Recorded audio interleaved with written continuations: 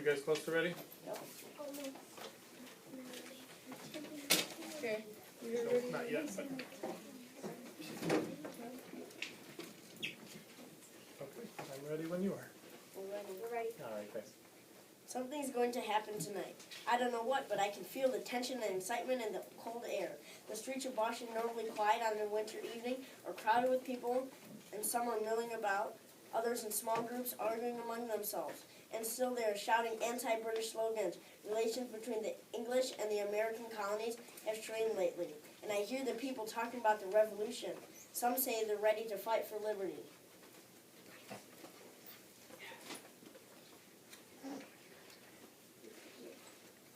Here comes a man. Let's ask him what's going on. Sir, excuse me, sir. Yes, what is it? I wonder, sir, if you could tell me what's happening tonight. Who are you, sir?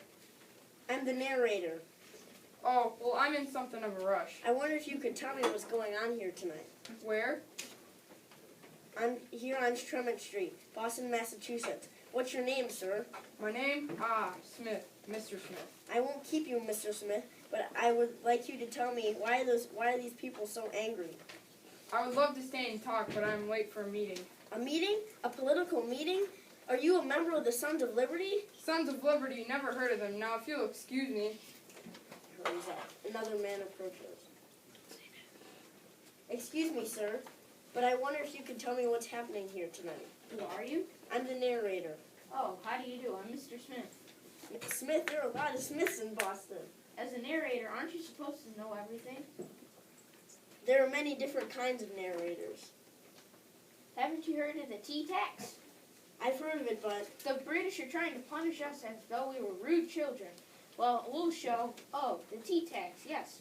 We're talking about the tea tax. Last summer, England passed the Tea Act. It gave East India Company, a trade company, the right to determine who could sell tea in the colonies and who couldn't. Only those who profess loyalty to the crown can sell tea. Since 1 million of us colonists drink tea twice a day, that amount is a lot of money. That's not the main point.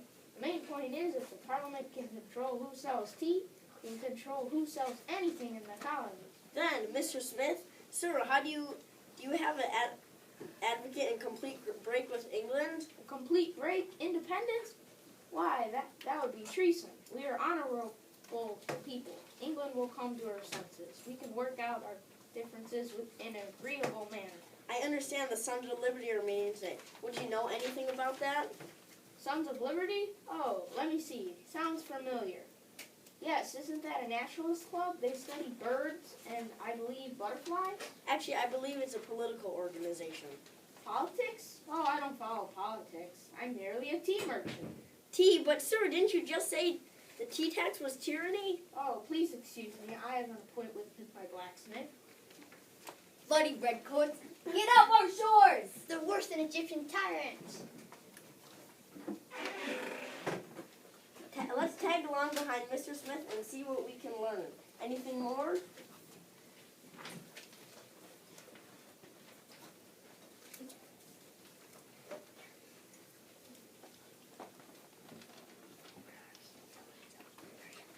What's this? A printer shop? The Eads and Grillis printing office. I hear raised voices from upstairs. Let's see if we can. I'm sorry, but this is a private meeting. With all due respect, you may not enter here. I'm the narrator. I was wondering if the Sons of Liberty were meeting here. The Sons of Liberty? We're printers. We discuss ink. What's your name, sir? Jones. Mr. Jones. Now, if you'll excuse me. Down with the king. Down with England! Let's see if we can get the British viewpoint from the Governor Hutchinson. The governor's residence is right down the way. Toward the harbor, only a 5-minute walk.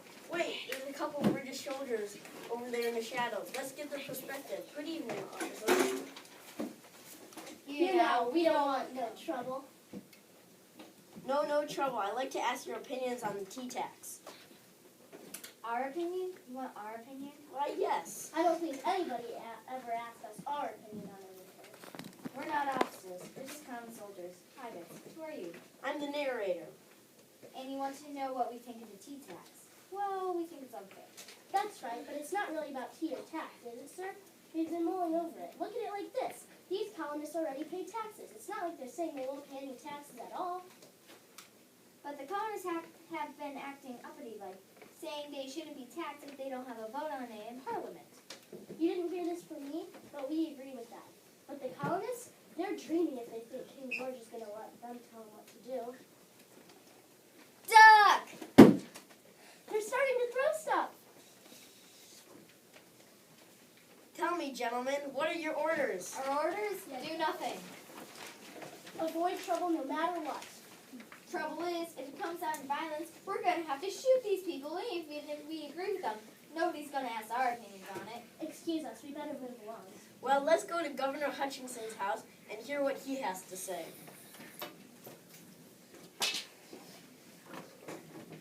First of all, I do not respect the British viewpoint. As you put it, I am a Massachusetts man.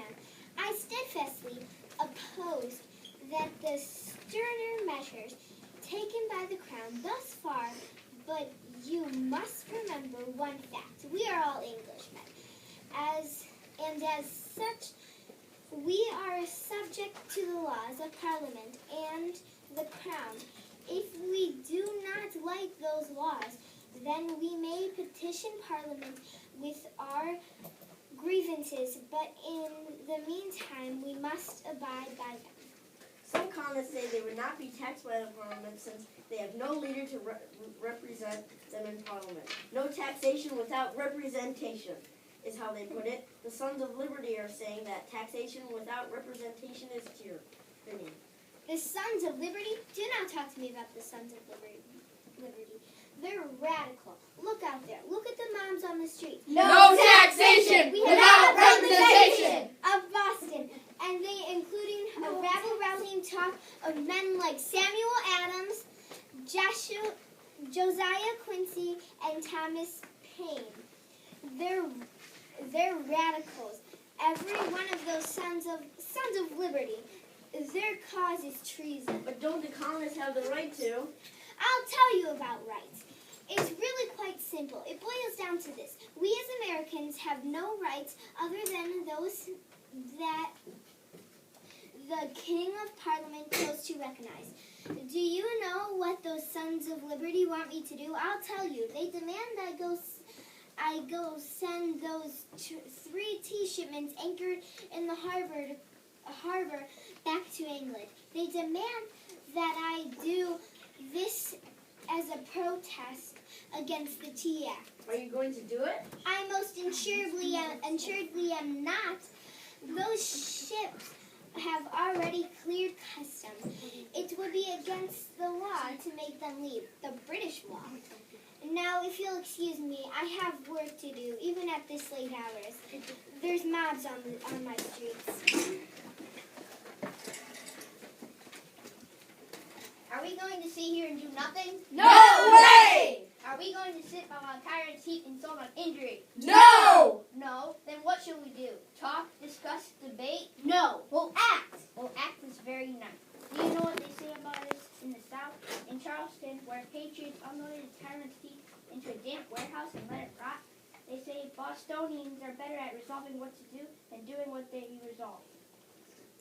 Yeah, it's just part of their play. I know, I'm just wondering if it could be like a pretend shout or something.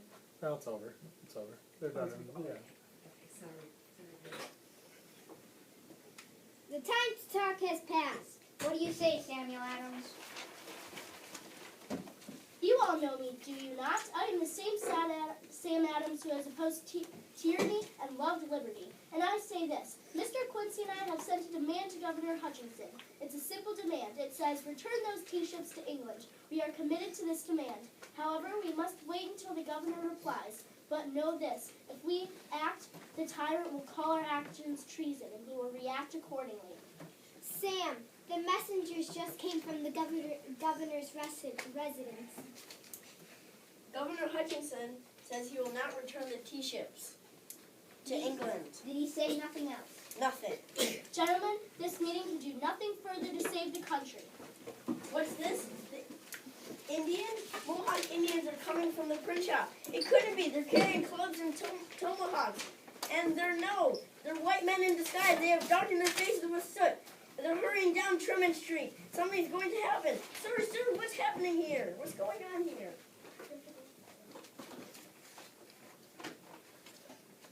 Step aside, step aside. We have no time to talk now. But why are you dressed like that? We're going to see how the king's tea mixes with salt water. What? Saltwater? What do you mean? Wait! Other men are in disguise joining from the side streets. They're heading for the harbor. I wonder. Sir, excuse me, sir, do you want to attend the tea ship attacks? We are unarmed, as you can see. But you have hatchets and clubs. We mean no harm to any man. We mean to harm King George's tea. But they're running now. I'll try to keep up. Oh no! There's an armed sentry at the head of Griffith's Wharf and their leveled musket. There's going to be violence. Halt! Who are you men? What do you want? We want nothing from you. We ask you to step aside. We want no bloodshed. But as you can see, you are far outnumbered. Please step aside. Everyone is tense. What is going to happen? Wait, the sentry has lowered his rifle. He's letting men pass. Now they're boarding the ship. They actually mean to do this. There's another sentry on deck. Halt! May not board here. A good evening to you, sir. As you can plainly see, you are outnumbered, and since we mean no harm, we request you lower your musket and let us get on with our business. Your business is treason, sir. So it is, but we will conduct it. If you damage the ship, my captain will not go so easy on me. Sir, if I had time, I would polish her binnacle. They're going aboard now. I think, I know what they're going to do. They're pouring bales of tea over the side of the harbor. It's a strange sight at night, and the king sees his ship men dressed like mohawks. And I can see them on deck, outlined against the pale winter moon as hundreds of pounds of tea drift away on the tide. Well, there you have it, ladies and gentlemen. The Sons of Liberty are climbing back to Griffith's Wharf, dispersing in all directions. If there is war, and it can't, and the colonists win their independence, and they will have Wintra's story in the making. In any case, King George cannot ignore his affront. Something will surely happen now, but it's only time we can tell his outcome. The end.